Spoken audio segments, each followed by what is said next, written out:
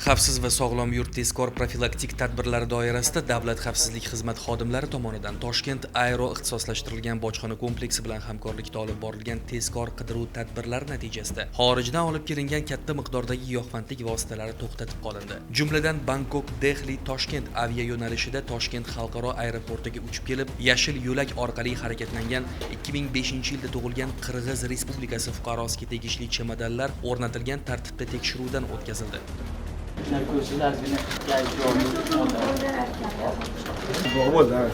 Hammasi bir xil rangli ko'rinadi.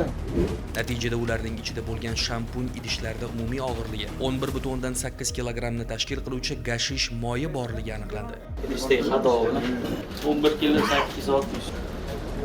So'ngra tezkor tadbir davom ettirilib, Yunusobod tumanida joylashgan ko'p qavatli uylardan biridagi xonadonda qoldirilgan ushbu narkotik moddani olib ketish uchun kelgan vaqtida esa Chirchiq shahrida yashovchi 2001-yilda tug'ilgan fuqaro ushlandi.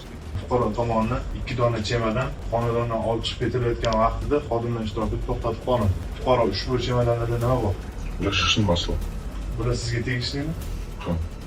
Tergovga qadar tekshiruv davomida aniqlanishicha, Tailand davlatidan olib kelinayotgan mazkur giyohvandlik vositalari mamlakatimiz orqali qo'shni respublikaga yetkazilishi kerak bo'lgan. Hozirda qonunbuzarlarga nisbatan Jinoyat kodeksining 246-moddasi 2-qismi bilan jinoyat ishi qo'zg'atilib, qamoq ehtiyot chorasi qo'llanildi. Tergov harakatlari olib borilmoqda.